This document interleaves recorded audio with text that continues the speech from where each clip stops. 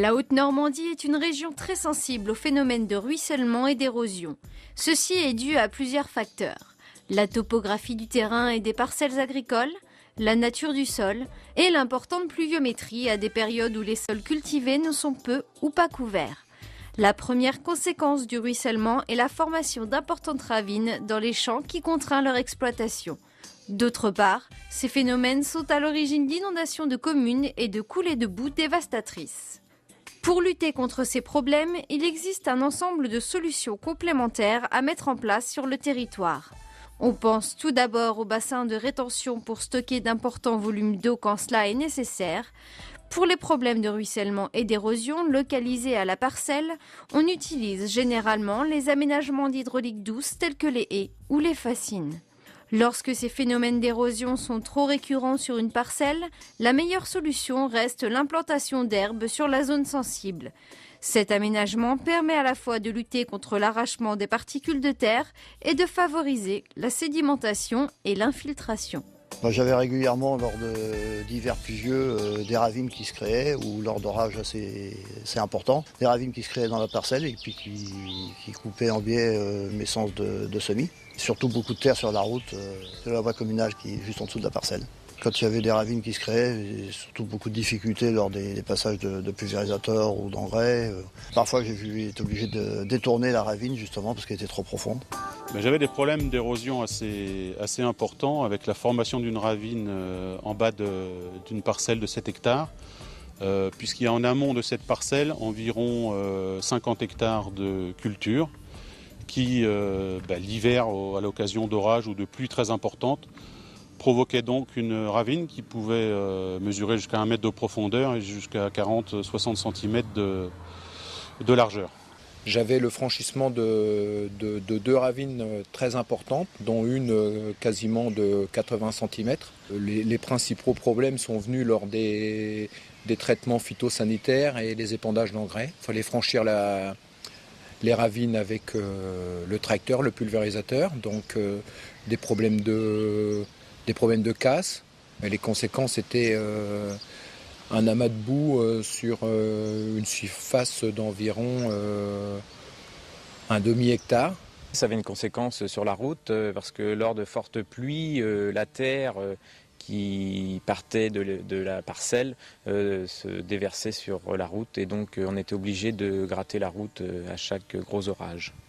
Chez moi, j'ai une ravine qui se forme assez régulièrement quand il y a des épisodes pluvieux assez forts, notamment là au mois d'août 2008. J'avais une pièce de lin et on a eu un orage de 80 mm dans une nuit. Et donc il y a une grosse ravine qui s'est formée et tout le lin qui, comme on dit, il a foutu le camp en bas de la parcelle. Donc moi il y a eu des dégâts de culture sur cet épisode pluvieux. Sinon assez régulièrement, il y a tous les limons qui sont en bas de parcelle. Donc une ravine forte qui empêche de travailler. Et pour les riverains, on est en amont de la commune d'Auffay, donc il y a déjà eu des inondations sur la commune d'Auffay. La ravine, c'est vrai que j'en ai une assez forte cette année justement, et quand on passe avec le pulvé, on risque de casser du matériel. Ça a été le cas cette année. J'ai un flexible qui s'est coincé justement dans le pulvé. Et puis, je risque de casser du matériel essentiellement. Pour résoudre leurs problèmes d'érosion, ces agriculteurs ont décidé d'aménager leurs parcelles. Ils ont semé une bande enherbée sur le passage d'eau. Ça découle d'une concertation avec les bassins versants de la région, où en fait ils veulent mettre en place de l'hydraulique douce sur la commune d'Auffay, donc suite aux différentes inondations qu'il y a eu sur la commune. Il y a eu ça, il y a eu effectivement l'orage de 2008 qui m'a poussé, et puis là la ravine qui s'est formée cet hiver aussi, dans un ensemble d'éléments en fait. En fait, la première année où j'ai eu cette formation de ravine, je me suis dit c'est un accident, je vais la reboucher. Donc j'ai mis de la terre, j'ai passé déjà un certain temps à trouver de la terre et à ramener de la terre pour boucher cette ravine. Et puis quand 2 ans plus tard c'est encore reproduit, je me suis dit là il faut que j'intervienne. Donc j'ai rebouché encore une fois ma ravine et puis j'ai décidé d'y semer de l'herbe pour pouvoir maintenir cette terre, pour éviter que l'accident ne recommence. Donc j'ai fait cette opération-là il y a environ une quinzaine d'années. Et depuis, tout s'est très bien passé. Moi, c'était ma 2e année de culture. Et vu la configuration du terrain, je me doutais que les problèmes allaient revenir assez souvent. J'ai décidé avec les conseils de mes bassins versants de mettre en place une bande enherbée sur le Talvègre. J'ai redécoupé mon parcellaire avec des limites qui se situaient donc en limite de Talvègre. Alors le problème est en très grande partie résolu puisque je n'ai jamais eu depuis, donc ça va faire 10 ans, de nouvelles ravines.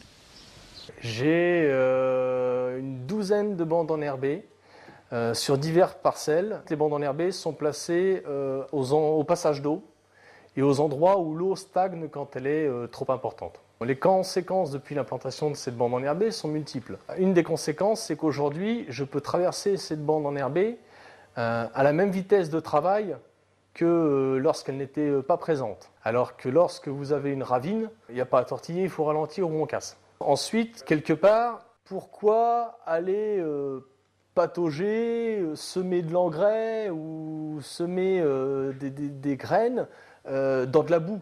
Alors qu'aujourd'hui, j'ai une bande enherbée qui s'est tassée.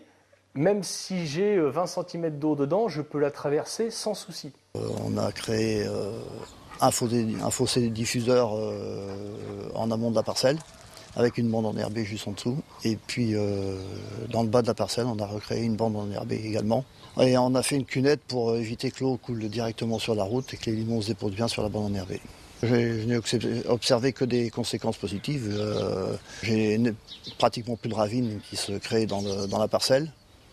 Et je perds plus de limons, enfin les limons restent bien en place, quoi. La terre qui est amenée par l'eau des 50 hectares en amont de la parcelle viennent se déposer grâce à l'herbe qui a été semée sur la bande enherbée.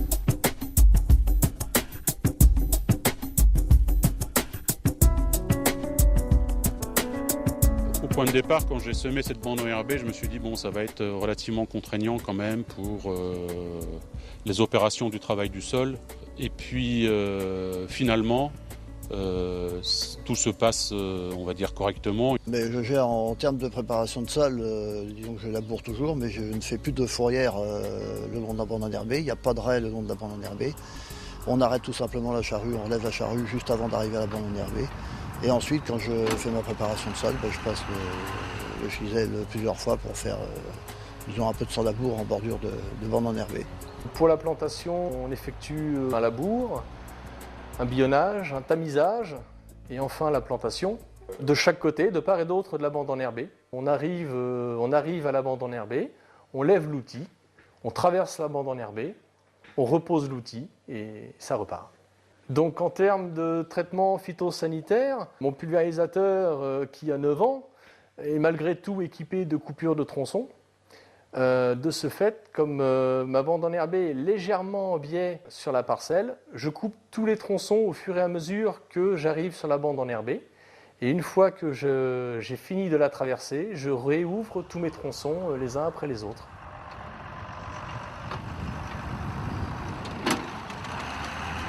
C'est juste un petit inconvénient, c'est-à-dire pour les désherbages, il faut faire d'abord le contour de la bande enherbée. Sinon, ça ne change rien.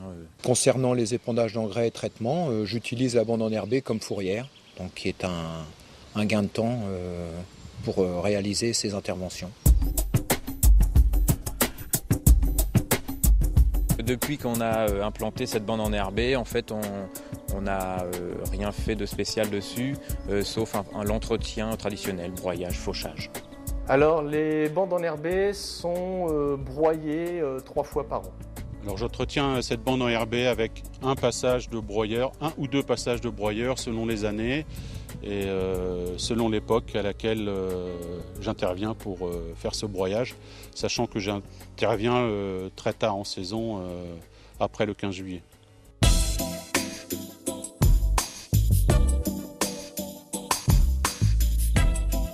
Économiquement, c'est effectivement 50 arts qui ne sont pas, on va dire, rentabilisés par des cultures, mais néanmoins, ça m'évite beaucoup de travail que j'avais lors de la constitution de cette bande enherbée. Une année, je dirais, à faible pluviométrie, il est vrai que si cette bande enherbée était cultivée, je pourrais éventuellement en tirer quelque chose. Alors qu'une année à forte pluviométrie, Si cette bande enherbée n'existait pas, j'aurais gaspillé de l'engrais, de la semence et du temps. Parce que vous savez, quand vous avez un tracteur qui est enfoui dans la gadoue et qu'il faut aller en chercher un autre, vous faites beaucoup plus de dégâts que de bien. Je considère qu'il n'y a pas d'impact économique parce que tout le limon qui partait avant et les matières fertilisantes, je pense que je les ai récupérées. Et puis en plus, je peux exploiter l'herbe, quoi. Nous avons, avec le syndicat des bassins versants, implanté 2 fascines sur la parcelle qui est en amont de cette parcelle avec ma bande enherbée pour, encore une fois, éviter et essayer de retenir le plus en amont possible la terre et l'eau.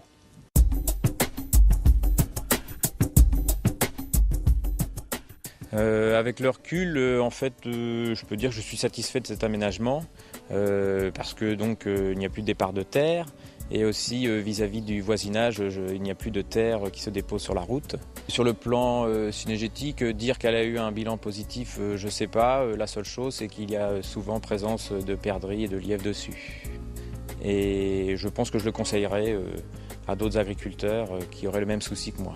Alors cet aménagement m'a évité beaucoup de difficultés, donc je suis plutôt satisfait de cette localisation de jachère à cet endroit-là et d'avoir su donc créer cette bande enherbée, puisque depuis j'ai eu aucun problème à déplorer depuis 15 ans.